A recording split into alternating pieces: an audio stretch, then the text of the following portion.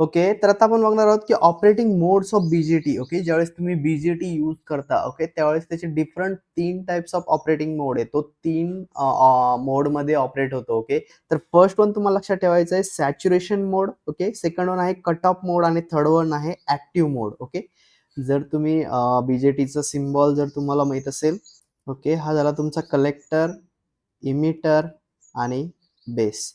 Consider करा हा तुमचा एन पी एन ट्रान्झिस्टर आहे. ओके, म्हणजेच या ठिकाणी तुम्हाला काय कनेक्ट करावं लागेल, प्लस मायनस प्लस. ओके, तर 3 मोड आपल्याला शिकायचे आहेत. फर्स्ट आहे तुमचा सॅच्युरेशन मोड. ओके, तर आपल्याला काय करायचं आहे की सॅच्युरेशन मोड आपण कसं डिफाईन करणार, तर बघा based on your base emitter म्हणजे पी बी आणि पीबीई. ओके, हे व्होल्टेज आणि सेकंड आहे बेस कलेक्टर म्हणजेच पीबीसी. ओके, तर यावरून तुमच्या ट्रान्झिस्टरचे मोड डिफाईन होतात, ऑपरेटिंग कंडिशन्स, की तुम्ही त्याला कोणत्या मोडमध्ये यूज करताय. ओके, तर आपण बघूया की एक्झॅक्टली हे मोड काय आहेत. ओके, तर फर्स्ट बघा सॅच्युरेशन मोड म्हणजे काय की तुमचा जो बेस इमिटर आहे, ओके, बेस इमिटर जंक्शन काय असणार, फॉरवर्ड बायस करायचंय तुम्हाला आणि बेस कलेक्टर सुद्धा काय करायचंय, फॉरवर्ड बायस करायचंय. ओके, सॅच्युरेशन म्हणजे काय की तुमचे base emitter plus base collector both junction are forward bias. Okay, या कंडिशन मध्ये काय होतं, तुमचा ट्रान्झिस्टर हा ऑन असतो. ओके, म्हणजेच काय होतं, तुमचं collector to emitter full current flow होतं. ओके, आणि हा कुठं यूज करतात, ऍज अ स्विच म्हणून. ओके, स्विच म्हणून जर तुम्हाला ट्रान्झिस्टर यूज करायचा असेल, ओके, तर तो फुल्ली ऑन आहे. केव्हा ऑन होईल, ज्यावेळेस त्याचे बोथ जंक्शन बेस इमिटर आणि बेस कनेक्टर हे काय असतील, फॉरवर्ड बायस असतील. ओके, सेकंड आहे कट ऑफ मोड. ओके, तर कट ऑफ मोड मध्ये काय असतं की तुमचं बेस इमिटर जंक्शन हे रिव्हर्स बायस असतं आणि बेस कलेक्टर जंक्शन सुद्धा काय असतं, रिव्हर्स बायस. ओके, याला म्हणतात तुमचं याला म्हणतात तुमचा कट ऑफ मोड. ओके, यामध्ये ट्रान्झिस्टर काय असतो, ऑफ कंडिशन मध्ये असतो. म्हणजेच काय होतं, तुमच्या कलेक्टर टू इमिटर मध्ये कुठलंही करंट फ्लो होत नाही. म्हणजेच तुम्ही याला म्हणू शकता ऑफ स्टेट स्विच. ओके, आणि जर बोथ जंक्शन फॉरवर्ड बायस असेल तर ते झालं तुमचं ऑन स्टेट स्विच. ओके, आणि थर्ड कंडिशन आहे ऍक्टिव्ह मोड. ओके, ऍक्टिव्ह मोड कधी असतो, ज्यावेळेस तुमचं base emitter junction, okay, base emitter junction जर फॉरवर्ड बायस असेल आणि बेस कलेक्टर जंक्शन जर रिव्हर्स बायस असेल. हा झाला तुमचा ऍक्टिव्ह मोड. ऍक्टिव्ह मोड कुठे यूज करतो आपण, ऍम्प्लिफायर साठी. ओके, जर तुम्हाला ट्रान्झिस्टर ऍज ऍम्प्लिफायर किंवा ऍम्प्लिफिकेशन करण्यासाठी यूज करायचं असेल तर तुम्हाला कोणत्या मोडमध्ये ट्रान्झिस्टर यूज करावा लागतो, ऍक्टिव्ह मोडमध्ये. आणि ऍक्टिव्ह मोडमध्ये काय असतं, तुमचं बेस इमिटर जंक्शन हे फॉरवर्ड बायस असतं आणि बेस कलेक्टर हे रिव्हर्स बायस असतं. ट्रान्झिस्टर इन सॅच्युरेशन मोड म्हणजे काय की त्याचे बोथ जंक्शन फॉरवर्ड बायस आहेत, बेस इमिटर जंक्शन सुद्धा बेस कलेक्टर जंक्शन सुद्धा, आणि तो काय आहे, फुल्ली ऑन आहे. सॅच्युरेशन म्हणजे फुल्ली ऑन. या केसमध्ये काय असतं, तुमचा हा कलेक्टर टू इमिटर जे असतं व्हीसीई, ओके, हे असतं 0.2 व्होल्ट जनरली. ओके, म्हणजेच याच्या अक्रॉस फक्त 0.2 व्होल्टचा ड्रॉप असतो. ओके, आणि सेकंड जो आहे मोड तो आहे कट ऑफ मोड. कट ऑफ मोड म्हणजे ट्रान्झिस्टर फुल्ली ऑफ कंडिशन मध्ये आहे. म्हणजेच काय आहे की तुमचे बोथ जंक्शन्स हे रिव्हर्स बायस आहेत. ओके, आणि याचं ऍप्लिकेशन काय आहे, तर ऑफ स्टेट स्विच म्हणून आपण ट्रान्झिस्टर वापरू शकतो ज्यावेळेस तुमचे बोथ जंक्शन्स हे रिव्हर्स बायस असतील. आणि थर्ड जो मोड आहे तो आहे ऍक्टिव्ह मोड. ऍक्टिव्ह मोड मध्ये काय असतं, बेस इमिटर जंक्शन म्हणजेच हे आलं. ओके, बेस इमिटर जंक्शन हे फॉरवर्ड बायस असेल, बट तुमचं जे बेस कलेक्टर जंक्शन आहे ते काय असणार आहे, रिव्हर्स बायस. ओके, म्हणजे तुमचं base collector junction reverse bias असणार आहे. ओके, आणि ऍक्टिव्ह मोड कुठे वापरतात, ऍम्प्लिफिकेशन जर तुम्हाला करायचं असेल, transistor as a amplifier use करायचं असेल, then you need to operate transistor in active mode. तर या 3 ऑपरेटिंग मोड तुम्हाला ट्रान्झिस्टरचे लक्षात ठेवायचे. खूप वेळा हा क्वेश्चन विचारतात, तुमचे केटी असेल, एक्सटर्नल प्रॅक्टिकल असेल, ओके, किंवा काही इंटरव्ह्यू असतील, तिकडे तुम्हाला कंपल्सरी हा क्वेश्चन विचारतात की ऑपरेटिंग मोड कोणते आहेत ट्रान्झिस्टरचे. तर तुम्हाला सांगता आलं पाहिजे की माझ्या ट्रान्झिस्टरमध्ये 3 टाईपचे ऑपरेटिंग मोड आहेत, सॅच्युरेशन मोड, कट ऑफ मोड आणि ऍक्टिव्ह मोड. ओके, आणि यासाठी त्याचे स्टेटस काय पाहिजे, बेस इमिटर जंक्शन काय पाहिजे आणि बेस कलेक्टर जंक्शन काय पाहिजे. ओके, जर तुम्हाला सांगितलं draw the transistor in saturation mode, तर तुम्हाला असं ड्रॉ करायचं आहे की त्याचं बेस इमिटर आणि बेस कलेक्टर जंक्शन हे काय झाले पाहिजे, फॉरवर्ड बायस झाले पाहिजे. ओके, म्हणजेच ट्रान्झिस्टर काय होईल तुमचा, फुल्ली ऑन होईल. ओके, आता आपण बघणार आहोत की ट्रान्झिस्टरचे डिफरंट कॉन्फिगरेशन्स काय आहेत. सो आता आपण बघूया की बीजेटी कॉन्फिगरेशन्स म्हणजे काय. जनरली तुम्ही जर एखादं इलेक्ट्रॉनिक सर्किट बघितलं, ओके, तर सर्किटमध्ये काय असतं, दोन सेक्शन असतात. ओके, एक असतं इनपुट, दुसरं असतं output. Okay, but in case of transistor तुम्हाला माहिती आहे ट्रान्झिस्टरला किती टर्मिनल आहेत, 3 टर्मिनल. तुम्हाला जर ट्रान्झिस्टर प्रॉपर सर्किटमध्ये यूज करायचं असेल, ओके, तर तुम्हाला काय पाहिजे, मिनिमम 4 टर्मिनल पाहिजे. ओके, तर त्यासाठी आपण काय करतो, एक टर्मिनल कॉमन म्हणून वापरतो, जे टर्मिनल आपण इनपुटला पण यूज करणार आणि आउटपुटला पण यूज करणार, आणि त्यालाच काय म्हणतो आपण, कॉन्फिगरेशन्स. आणि बेस्ड ऑन दॅट आपल्याकडे 3 टाईपचे कॉन्फिगरेशन्स पडतात. कारण ट्रान्झिस्टरला किती टर्मिनल आहेत, 3. कोणते, बेस, इमिटर, कलेक्टर. म्हणून काय करा, एकदा इमिटर कॉमन घ्या इनपुट आणि आउटपुटला, झालं एक कॉन्फिगरेशन. सेकंड टाइमला बेस कॉमन घ्या, झालं दुसरं कॉन्फिगरेशन. आणि थर्ड टाइमला कलेक्टर कॉमन घ्या. म्हणजेच बेस्ड ऑन दॅट 3 टाईपचे कॉन्फिगरेशन्स, 3 टाईपच्या कॉन्फिगरेशन मध्ये तुम्ही ट्रान्झिस्टर सर्किटमध्ये यूज करू शकता. ते आहेत कॉमन बेस, म्हणजेच काय, तुमचा बेस टर्मिनल कॉमन यूज केलाय व्ही इन मध्ये पण आणि व्ही आउट मध्ये पण बेस काय आहे, कॉमन.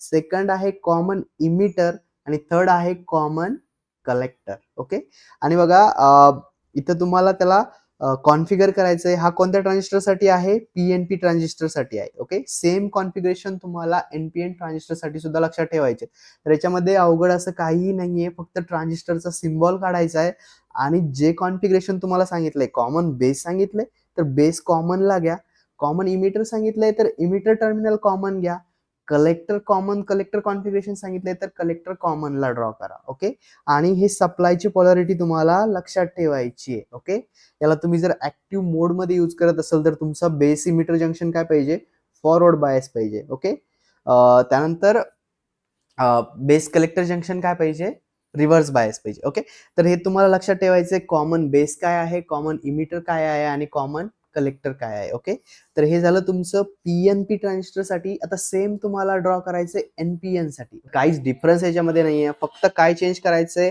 सिम्बॉल चेंज करायचा ट्रान्झिस्टरचा, आणि हा एरो तुम्हाला लक्षात ठेवायचा आहे. कारण तुमच्या एनपीएन मध्ये एरोची डायरेक्शन ही आउटवर्ड असते, कारण तुमचं इमिटर करंटची डायरेक्शन ही आउटवर्ड असते. ओके, आणि पीएनपी मध्ये ही डायरेक्शन काय असते, अपोजिट, म्हणजेच इनवर्ड. करंट कुठं फ्लो होतं, टुवर्ड ट्रान्झिस्टर. ओके, आणि एनपीएन मध्ये आउट फ्रॉम ट्रान्झिस्टर किंवा out from emitter terminal. Okay, तर सेम इकडे पण आहे, हे कॉमन बेस, कॉमन इमिटर आणि कॉमन कलेक्टर. ओके, तर इकडे बेस कॉमन केलाय, सेम इनपुट आणि आउटपुटला यूज केलाय.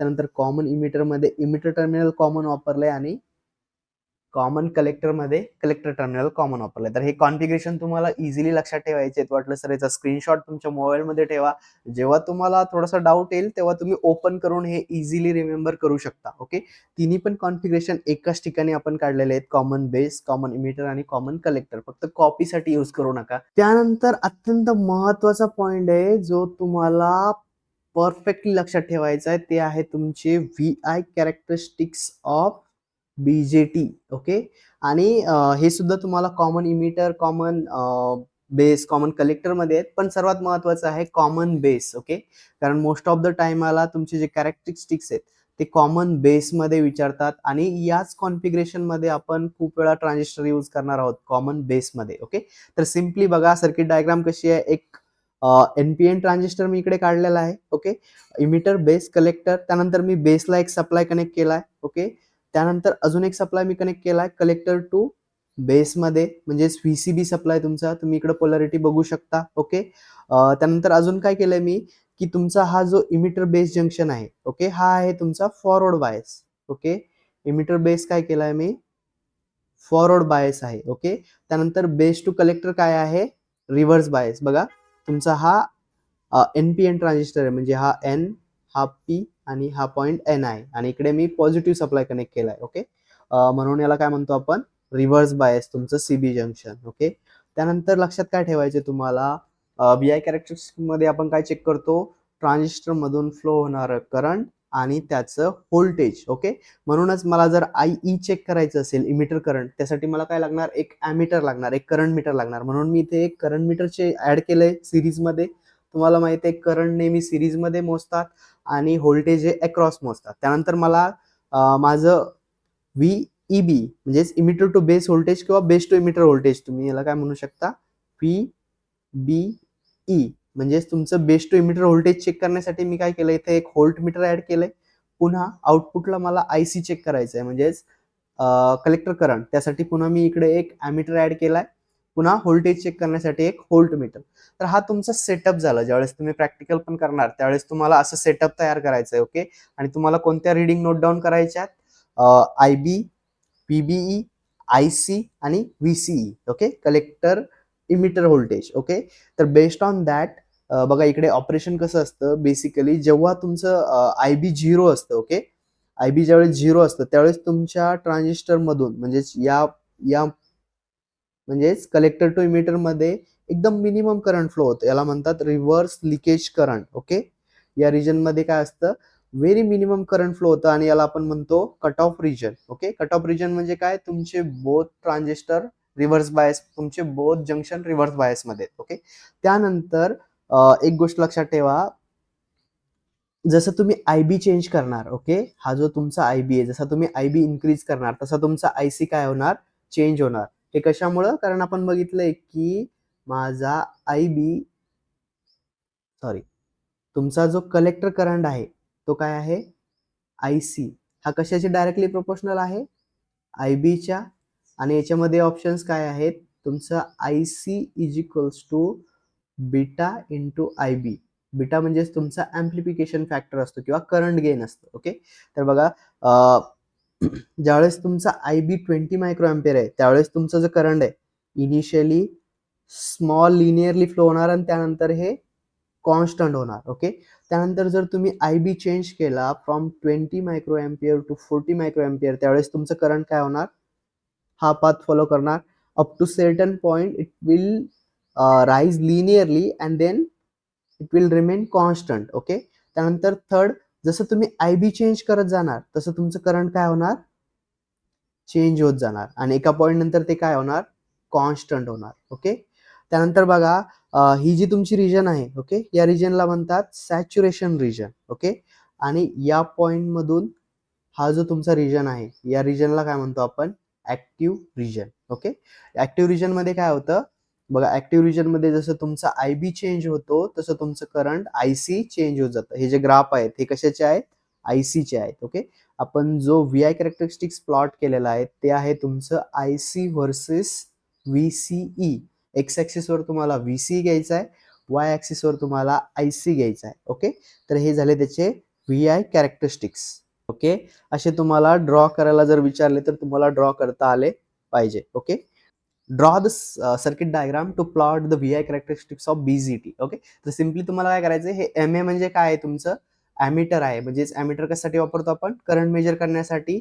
इकडे आपण IC चेक करणार, इथे आपण VCE चेक करणार, इथे आपण VBE मेजर करणार आणि या पॉइंटला आपण IE मेजर करणार. ओके, तर यावरून तुम्हाला काय समजतं, आणि हे दोन सप्लाय आहेत VE आणि VCC. हे इकडे रजिस्टर का दाखवला व्हेरिएबल, कारण हा सप्लाय आपण काय करणार आहे, स्लोली चेंज करत जाणार आहे. ओके, त्यानंतर सेम आपण VE सुद्धा काय करणार आहे, व्हॅरी करणार आहे. ओके, VE व्हॅरी केला म्हणजे काय होईल, तुमचं IB चेंज होईल. ओके, IB इन्क्रीज होत जाईल. ओके, आणि VCC व्हॅरी केला म्हणजे काय होईल, तुमचं IC इन्क्रीज होत जाईल. ओके, तर हे झालं simple VI characteristics of BZT. हे तुम्हाला लक्षात ठेवायचंय, 4 मार्कला विचारतात. ओके, ओके, त्यानंतर एक अत्यंत महत्वाचा पॉइंट आहे जो तुम्हाला लक्षात ठेवायचा आहे, current relation in transistor. Okay, खूप वेळा हा क्वेश्चन विचारला जातो.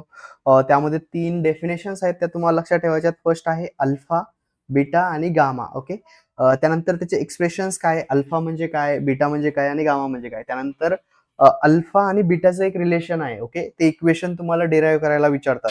तर फर्स्ट आपण बघूया अल्फा म्हणजे काय. ओके, तर अल्फा काय आहे, it is a current gain in CB configuration. म्हणजेच काय, आपण आताच बघितलं कॉमन बेस कॉन्फिगरेशन मध्ये तुमचा current gain. Generally current gain म्हणजे काय, जनरलाइज जर तुम्हाला विचारलं तर करंट गेन म्हणजे it is the ratio of output current to input current. Okay. तर बघा सीबी कॉन्फिगरेशन जर तुम्ही बघितलं, आउटपुट करंट काय आहे तुमचा आयसी. ओके. आणि इनपुट करंट आहे तुमचा आयई. ओके. तर हे झालं तुमचं अल्फा, यालाच काय म्हणतो आपण अल्फा. तर बघा इकडे आपण आता डेफिनेशन्स बघूया. Alpha is the current gain in CB configuration. It is defined as the ratio of collector current to the emitter current. Okay. Collector current म्हणजेच काय तुमचं आयसी. ओके. आणि इमिटर करंट म्हणजेच आयई. तर तुम्हाला हे एक्सप्रेशन लक्षात ठेवायचंय. अल्फा म्हणजे काय तुमचं, it is the ratio of collector current to the emitter current. हे झालं तुमचं अल्फा. ओके. सेकंड टर्म तुम्हाला लक्षात ठेवायची आहे बीटा. ओके. बीटा म्हणजे काय, ओके. बीटा म्हणजे काय, तर beta is the current gain. Beta पण काय आहे तुमचं करंट गेन आहे. ओके. बट कोणत्या कॉन्फिगरेशन मध्ये, current gain in CE. CE configuration म्हणजे काय, कॉमन इमिटर कॉन्फिगरेशन. ओके.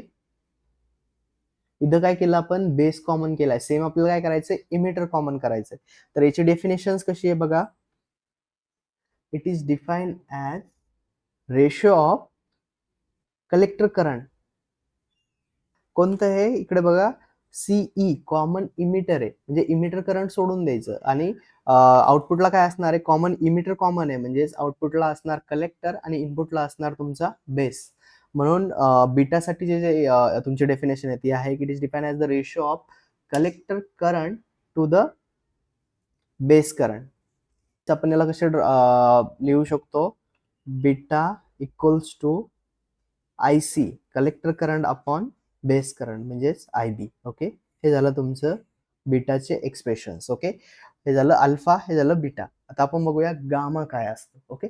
आणि त्यानंतर आपण बघणार आहोत की दोघांमध्ये रिलेशन्स काय आहे, आणि ते डिराईव्ह करायला विचारतात की दोघांमधलं रिलेशन तुम्हाला इक्वेशन थ्रू डिराईव्ह करायला विचारतात 4 मार्क्ससाठी किंवा कधी कधी 6 मार्क्ससाठी. हा क्वेश्चन अत्यंत महत्वाचा आहे, त्यामुळे तुम्हाला हे परफेक्टली लक्षात ठेवायचे. आणि या डेफिनेशन सुद्धा 2-2 मार्कला तुम्हाला डिफाईन करायला विचारतात. ओके. तर आपल्याला काय माहितीये की अल्फा काय आहे, तर current gain in CB configuration. Alpha म्हणजेच काय, IC upon IE. Second beta आपल्याला माहिती आहे, बीटा म्हणजे काय, current gain in CE configuration म्हणजेच आयसी अपॉन आयबी. ओके. तर तुम्हाला बघा इथे काय आहे की कॉमन बेस आहे, म्हणून इथे बेस करंट नाहीये, आयसी अपॉन आयई आहे. आणि सेकंड हा कॉमन इमिटर कॉन्फिगरेशन आहे, म्हणजे यात इमिटर करंट नसणार, म्हणजेच काय असणार आयसी अपॉन आयबी. ओके. त्यानंतर बघा एक जनरलाइज इक्वेशन तुम्हाला लक्षात ठेवायचे ट्रान्झिस्टर साठी. ओके. कोणतं इक्वेशन आहे, ट्रान्झिस्टर मधलं जे करंट रिलेशन इक्वेशन आहे ते काय आहे, आय ई म्हणजेच काय तुमचं emitter current equals to I C collector current plus I B. Okay. हे झालं तुमचं इक्वेशन 1, जे तुम्हाला लक्षात ठेवायचं आहे की basic current relation in transistor. Okay. आता काय करा, या हे जे तुमचं इक्वेशन 1 आहे, ओके, याला डिवाइड करा आयसी ना. ओके. म्हणजेच काय, divide equation 1 by IC. Okay. प्रत्येकाला डिवाइड केल्यानंतर हे इक्वेशन काय बनल तुमचं, I upon IC equals to IC upon IC plus I B upon IC. तर काय केलंय आपण, आपल्याकडे जे इक्वेशन आहे, बेसिक इक्वेशन आहे ट्रान्झिस्टर मधलं की IE emitter current equals to collector current plus base current. आणि या इक्वेशनला आपण काय केलंय, आयसी ने डिवाइड केलंय प्रत्येक टर्मला, म्हणून आपल्याला हे नवीन इक्वेशन मिळालंय. ओके. ओके. आता मी काय करतो, याला सॉल्व्ह करतो. ओके. तर बघा आयसी आयसी काय सेम आहे, म्हणजे हे काय होईल, कॅन्सल होईल. हे जे आहे आय अपॉन आयसी, इकडे आपल्याकडे काय आहे बघा, आय सी अपॉन आई, म्हणजे हे काय आहे, इनव्हर्स आहे. अल्फा म्हणजेच काय, आय सी अपॉन आई. तर या टर्मला आपण कसं लिहू शकतो, 1 अपॉन अल्फा इक्वल्स टू, हे I C I C cancel झालं, म्हणजे इथे काय राहिलं 1 फक्त, plus I B upon I C. Okay. I B upon I C म्हणजेच काय की इनव्हर्स ऑफ बीटा, म्हणजे बीटा म्हणजे काय, I C upon I B आहे, आणि आपल्याकडे इकडे इनव्हर्स आहे, म्हणून आपण याला काय लिहू शकतो, 1 बाय बीटा. ओके. हे झालं तुमचं नवीन इक्वेशन्स. ओके. आता जर तुम्ही याला सिम्प्लिफाय केलं तर यालाच आपण कसं लिहू शकतो, 1 बाय अल्फा इक्वल्स टू, हा बीटा इकडे घेऊन जा, बीटा इंटू 1 म्हणजे beta plus 1 divide by beta. Okay, हे झालं तुमचं 1 बाय अल्फा. तर हे रिलेशन तुम्हाला एक्सप्लेन करायचंय. 1 by alpha equals to 1 plus beta upon beta, किंवा alpha equals to beta upon beta plus 1. Okay, हे रिलेशन तुम्हाला दाखवायचंय अल्फा आणि बीटा मधलं रिलेशन जर विचारलं तर. ओके, हे झालं alpha in terms of beta. Okay, जर तुम्हाला आता बीटाची व्हॅल्यू फाइंड करायची असेल in terms of alpha, okay, तर तुम्ही काय करणार, याला सिम्पली रिअरेंज करा. तुमच्याकडे काय आहे, alpha equals to beta upon beta plus 1. Okay, तर या बीटा प्लस 1 ला इकडे घेऊन या, म्हणजे तुमच्याकडे काय राहील, alpha into beta plus 1 equals to beta. Okay, आता याला सिम्प्लिफाय करा, तर तुमचं काय होईल, आता जर तुम्हाला याला जर सिम्प्लिफाय करायचं असेल तर याला काय होईल, या अल्फानी या ब्रॅकेटला मल्टिप्लाय करा, म्हणजेच alpha beta plus alpha into 1 alpha is equals to beta. Okay, आता तुम्हाला काय फाइंड करायचंय की अल्फा म्हणजे काय. ओके, तर सिम्पली काय करा, तो जर तुम्हाला बीटाची व्हॅल्यू काढायची असेल तर बीटा इक्वल्स टू हे अल्फा ॲज इट इज ठेवा, अल्फा अपॉन हे इकडे मल्टिप्लाय मध्ये म्हणून इकडे आल्यावर डिव्हिजन मध्ये होईल, म्हणजेच 1 मायनस अल्फा. ओके, तर हे झालं तुमचं beta in terms of alpha. आणि सेकंड इक्वेशन जे आपण काढले alpha in terms of beta म्हणजेच काय, beta upon beta plus 1. Okay, तर हे दोन इक्वेशन्स तुम्हाला लक्षात ठेवायचे आहेत. जर तुम्हाला विचारलं की derive the relation between beta and alpha, okay, तर तुम्हाला हे सगळं लक्षात ठेवायचंय. फर्स्ट तुम्हाला अल्फा म्हणजे काय, बीटा म्हणजे काय हे लक्षात ठेवायचंय. त्यानंतर एक इक्वेशन, करंट इक्वेशन तुमच्या परफेक्टली लक्षात पाहिजे, आई इज इक्वल्स टू काय आहे.